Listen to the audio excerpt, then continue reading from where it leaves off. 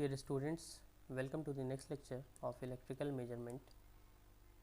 So in the last lecture we were discussing about the measurement of power, that is actually the measurement of three-phase power, and there we had discussed that we had different methods for the measurement of three-phase power. Like we can measure it by using a 3 watt meter method, or a 2 watt meter method, or a 1 watt meter method. Okay, so in the last lecture we discussed the 3 watt meter method. So in this lecture we will just discuss the next method, that is the 2 watt meter method. Okay, so in the three phase power, that is in a three phase system, if you recall that we require three elements, okay, that we had seen in the last lecture. But if we make the common point of the pressure coil coincide with one of the lines, then we will only require one element less, that is that means 3 minus 1, that is 2 elements. So this is the case which we are seeing here in this figure, that the common point is actually being coinciding with one of the lines. Okay, so here we require only 2 watt meters in this case, and 2 watt meters are being shown here. This is P1, this is P2. Okay, so these are nothing but the watt meters. Okay, this is watt meter and this is also a watt meter. Okay, so this can be considered for both types of load, that is a star connected load as well as delta connected load. So let us just first consider this star connected load. So this is being shown here. Okay, so the instantaneous reading of the watt meter, that is this P1 and P2, can be written as, let us just write it in next slide. Okay, so for star connection, the instantaneous readings of the different watt meters which are connected here. Okay, so this P1 will be equal to I1 times V1 minus V3. Okay, whereas P2 will be equal to I2 times V2 minus V3. Okay, so all this I1, I2, I3 are already shown here, and V1, V2, V3 are the difference of potential that is across these different arms of load. Okay, so this will be V1, this will be V3, and this will be V2. Okay, so the instantaneous readings of the wattmeter can just be written in this form. So if you sum these two readings, that is P1 and P2, so sum of the instantaneous reading will get you just have to add these expressions together. Okay, so this will be I1 V1 minus V3 plus I2 V2 minus V3. So it will be V1 I1 plus V2 I2 minus V3 times I1 plus I2. Okay, so if you apply the KCL in this previous circuit which we are seeing here, so the summation of this I1 plus I2 will then be equal to minus I3, because we can write by applying KCL.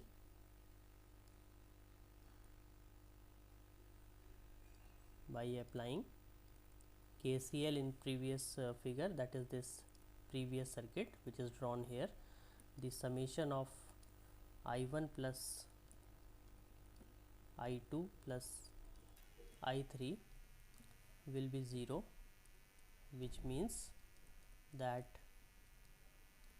I1 plus I2 will be equal to minus of I3. So if you just put this I1 plus I2 equal to minus I3 here, so you will get this P1 plus P2 to be equal to V1 I1 plus V2 I2 plus V3 I3. So what we see from here is that the sum of the two wattmeter reading is equal to the power consumed by the load. Okay, because the instantaneous power which is consumed by the load would obviously be equal to V1 I1 plus V2 I2 plus V3 I3. So that thing we can also write down here. Okay, so just at the starting you can just write it down that the instantaneous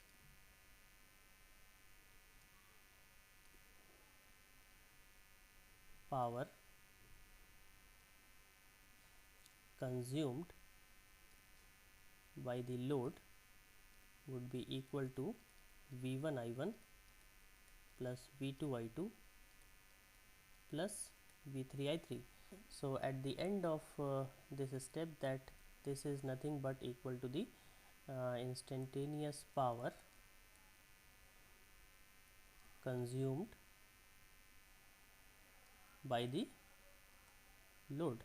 Okay, so this is the summation of the readings of the two wattmeters which are connected in the circuit, and this is the summation of this reading is equal to the power consumed by the load.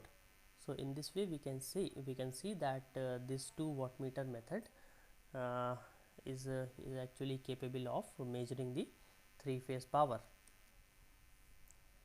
Now same thing can be seen for the delta connected load as well. So this is the circuit of the two wattmeter method for delta connection. So this is delta type of connection. Okay, and again two wattmeters are being used for the measurement of power. Okay, so you are seeing here that one wattmeter is connected here in this form, and this is the second wattmeter. So both these are wattmeters. Okay, we can just assume the readings of this wattmeter to be P1 and P2, and this is the common point. Okay, so this is the same as we had seen for a star connected circuit as well. These are the different values of the currents, and you can assume the voltages as well. So this will be V1, this will be V2, and this will be V3. So the readings of the wattmeter, that is P1, let us suppose the instantaneous reading of this P1 wattmeter should be equal to P1 equals to minus V3 times I1 minus I3, and whereas P2 should be equal to V2 times I2 minus I1. So if you just sum these two, that is P1 plus P2, let us see what we will get. So minus V3 I1 minus I3 plus V2 I2 minus I1. So it will be V2 I2 plus V3 I3 minus I1 V2 plus V3. So again, if you just apply the KVL, so from Kirchhoff's voltage law, that is KVL, this V1 plus V2 plus V3 should be equal to 0. So this means that V1 should be equal to minus of V2 plus V3. So if you just put this summation of V2 and V3 to be equal to minus V1, then you will get the readings of the 2 wattmeter to be equal to V1 I1 plus V2 I2 plus V3 I3, and which is again the instantaneous power which is consumed by the load. So again, for delta connected load, we are seeing here that the sum of the 2 wattmeter readings is equal to the power consumed by the load. Okay, so this is again being equal to the power consumed by the load. Now let's do some analysis for this star connected circuit, which we had seen as the first case. Okay, so this is the phasor diagram for a balanced star connected load, which is being drawn here. Okay, and all these, that is this V1, V2, V3, that is this is V3, this is V2. So these are the RMS values of the phase voltage, and this I1, I2, I3. So this is I1, this is I2, and this is I3. So these are the RMS values of the phase currents. Okay, so obviously since the load is balanced, so the all the phase voltages will be equal, that is V1 will be equal to V2, it will be equal to V3. Let's suppose we call it as V. Okay, and these are line voltages, that is this V13, V23. So these are shown, these are line voltages. So this is V13 should be equal to V23 should be equal to V12. Okay, so these are line voltages, and obviously that should be equal to root 3 times the phase voltage, since the load is a star connected. Okay, similarly the phase currents, that is I1, I2, I3, let us suppose we call it as I, that should be equal, and the load is star connected, so line currents will also be equal to the phase currents. Okay, and in this phasor diagram we can see that the phase currents, they lag the corresponding phasor voltage by an angle phi. So angle phi is already shown here, this is the angle phi, this is the angle between V3 and I3, this is the angle between V2 and I2, this is also phi, and this angle is also phi. Okay, now the current through the wattmeter P1 is I1, and the voltage across its pressure coil is V13, and if we see in this phasor diagram, the I1 will lead this V13. So this is the phasor I1, this is phasor I1, and this is phasor V13. So this I1 will lead this V13 by an angle 30 minus phi. So since this is the angle phi and this is angle 30, this angle between V1 and V13, so this angle is 30 degree, this angle is 30 degree. Okay, so I1 will lead V13 by an angle 30 minus phi. So in this case, the reading of wattmeter P1 will be equal to V13 I1 cos 30 minus phi, since this is the phase difference between V13 and I1.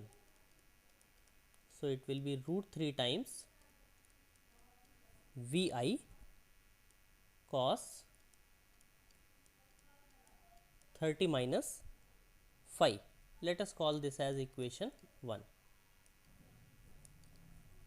Now the current through the second wattmeter, that is P2, is I2, and the voltage across its pressure coil is V23.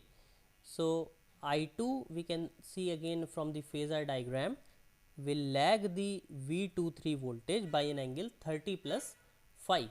Okay, so since this is phi,